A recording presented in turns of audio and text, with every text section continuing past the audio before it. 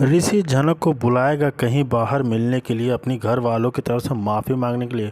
वहीं दूसरी तरफ ऋषि को होने वाला बड़ा पछतावा जब जनक ने कह दी ऐसी बड़ी बात जो उसको दिल को लग गई। जी हाँ दोस्तों, हम बात कर रहे हैं स्टार प्लस के शो जनक की। तो दोस्तों, आगे बढ़ने से पहले अगर आप हमारे चैनल पर नए हैं तो इसे सब्सक्राइब कर दीजिए, साथ ही बेल आइकन दबाना ना भूलें। वीडियो अच्छा लगे तो इसे लाइक जरूर कीजिएगा। चलिए आगे बढ़ते हैं दोस्तों। सीरियल जनक में आ चुका है एक बहुत बड़ा ट्विस्ट, जहाँ ऋषि को होने वाला है बहुत पछतावा जब जनक ने कह दिया उससे ऐसी बात जो उसको दिल को लगे। जी हाँ दोस्तों, सीरियल जनक की कहानी में आ चुका है धमाकेदार ट्विस्ट। कहानी में देखने को मिलेगा कि यहाँ पर अदिति और घर वाले ने जो जनक के साथ बर्ताव किया, यह सब ऋषि को बिल्कुल भी अच्छा नहीं लगा।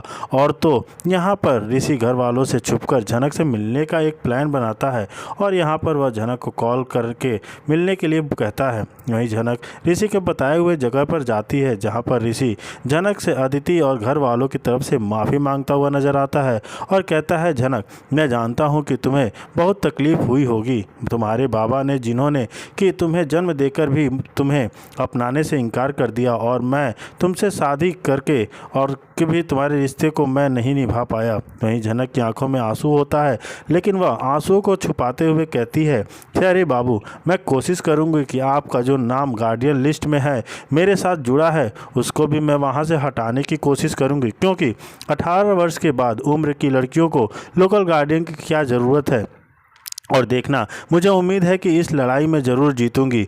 वहीं ऋषि कहता है, जनक तुम्हें नाम हटाने की ज़रूरत नहीं है और मैं उस बारे में बात करने नहीं आया हूँ। बस मैं तुम्हें यह कहना चाहता हूँ कि तुम मेरी जिम्मेदारी हो और तुम यहाँ से नहीं जाओगी। यहाँ पर जनक कहती है, तो आपको बता दूँ कि शहरी बाबू, आपको मेरी जिम्मेदारी उठाने की कोई ज़रूरत नहीं है, क्योंकि आपने अदिति दीदी से साथ शादी कर लिया है और आपको उनके साथ समय बिताना चाहिए, ना कि किसी और लड़की के साथ। ऐसे में ऋषि कहता है, लेकिन जनक मैं तुमसे दूर नहीं रह पाऊंगा। तो यहाँ पर जनक कहती है, शहरी बाबू, आप क्यों नहीं समझते कि ज़िंदगी में कभी दो नाव पर पैर रखकर आगे नहीं बढ़ते, एक नाव को ही चुनना पड़ता है और आपने वो नाव चुन लिया है, अदिति दीदी का साथ, क्योंकि हम दोनों का साथ कभी एक नहीं हो सकता। वहीं अब ऋषि को बहुत ही बड़ा झट पछतावा होता है कि उसने उस शादी को क्यों नहीं निभाया। तो देखना आगे इंटरेस्टिंग होता है कि क्या ऋषि जनक को रोक पाएगा और क्या दोनों एक कभी हो पाएंगे। फिलहाल के लिए इतना ही। जी हाँ दोस्तों, काफ़ी ज़्यादा इंटरेस्टिंग मोड़ आ गया है कहानी में। वहीं देखना काफ़ी ज़्यादा इंटरेस्टिंग होते जा रहा है कहानी। जी हाँ दोस्तों, वहीं दूसरी तरफ दिखाया जाता है कि लाइक जरूर कीजिएगा। चलिए आगे बढ़ते हैं दोस्तों। जैसे कि एपिसोड की शुरुआत ऋषि और जनक के बीच एक बातचीत से शुरू होती है। ऋषि जनक को कॉल करता है और उसको सपोर्ट देने में खड़ा दिखाई देता है और अदिति और अन्य परिवारजन ऋषि के बदलते व्यवहार से सहमे हुए हैं और अदिति की शादी को लेकर चिंता व्यक्त करते हैं। डिनर के दौरान अदिति की तबीयत अचानक बिगड़ जाती है। सभी घर वाले चिंतित होकर उसकी देखभाल के लिए एकत्र होते हैं। जनक भी अदिति को हालत देखकर परेशान हो जाती है, लेकिन परिवार के कुछ सदस्य उसे जिम्मेदार ठहराने की कोशिश करते हैं। एपिसोड में जनक के कॉलेज एडमिशन का मुद्दा प्रमुखता से आता है। अर्शी और अदिति दोनों उसका विरोध करती हैं, जबकि ऋषि उसे समर्थन देने के लिए आगे आता है। जनक को न केवल परिवार बल्कि बाहर की दुनिया से भी संघर्ष करना पड़ता है। उसकी हिम्मत और आत्मबल दिखाया गया है, जहां पर वह अपने हक के लिए लड़ती हुई नजर आती है।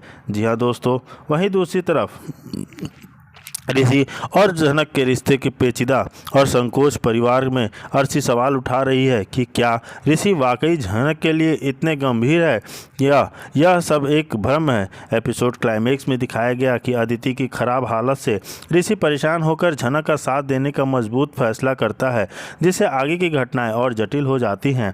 जी हाँ दोस्तों, अदिति की तबीयत बिगड़ना, परिवार का तनाव, जनक के कॉलेज एडमिशन की लड़ाई और जनक ऋषि का भावनात्मक समीकरण, इन सभी घटनाओं में 28 जी हाँ दोस्तों अत्यंत रोमांचक बनाया गया है।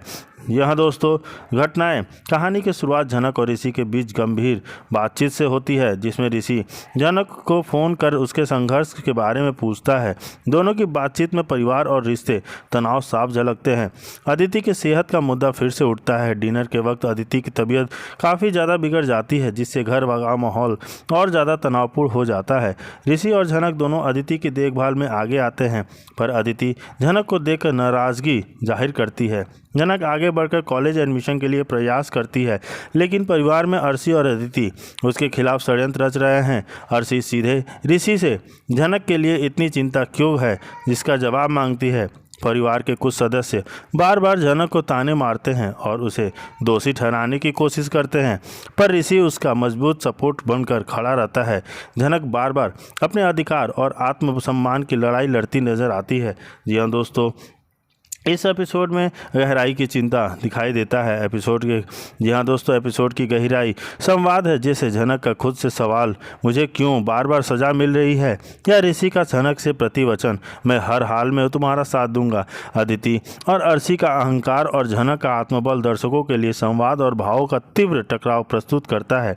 परिवार के झगड़े, तकरार, समझौते और नए रिश्ते की प्रखर हर दृश्य में दर्शाई गई है। जी हाँ दोस्तों, वहीं दूसरी तरफ दिखाया जाता है कि होता तो क्या इतनी बार इस रिश्ते को संभालता, लेकिन झनक अपने आत्मसम्मान पर अड़ी रहती है। मदद नहीं चाहिए, चाहे जितनी भी मुश्किलें क्यों ना आए। अर्शी और अनिरुद्ध कॉलेज में झनक के बारे में बातें करते हैं। अर्शी का मास्टर प्लान यही है कि झनक कॉलेज छोड़ दे और उसके जीवन से दूर चली जाए, लेकिन ऋषि और झनक के बीच गहरा लेकिन खामोश संवाद होता है। एक तरफ प्यार, दूसरी तरफ खुद की पहचान और संघर्ष। दोनों के चेहरे पर दर्द है, लेकिन दोनों अपनी भावना शब्दों में नहीं ला पाते हैं। झनक अपने परिवार और मौसी के सामने भी अपने फैसलों की मजबूती करती है। वह कहती है कि ज़िंदगी में सबको कभी न कभी अकेले ही लड़ना पड़ता है। पूरे कॉलेज में झनक के संघर्ष की चर्चा है।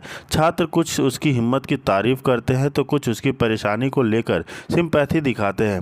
परिवार के लोगों का डर और चिंता भी सामने आती है। झनक को बार बार कह रहे हैं कि मदद ले ले, लेकिन वह नहीं मानती। अर्शी अपने नए गेम की प्लानिंग करती है। उसका मकसद है झनक को पूरी तरह से तोड़ देना। जी हाँ दोस्तों, समापन में झनक अपने फैसले पर डटी रहती है कि वह कुछ नहीं कर रही है, भावनाओं में बहकर कोई समझौता नहीं करती। उसके आत्मबल की मिसाल पूरे एपिसोड में दिखाती है। ऋषि भी बेचैन, झनक की चुप्पी और कॉलेज का माहौल अगले एपिसोड के लिए नया सस्पेंस छोड़ता है।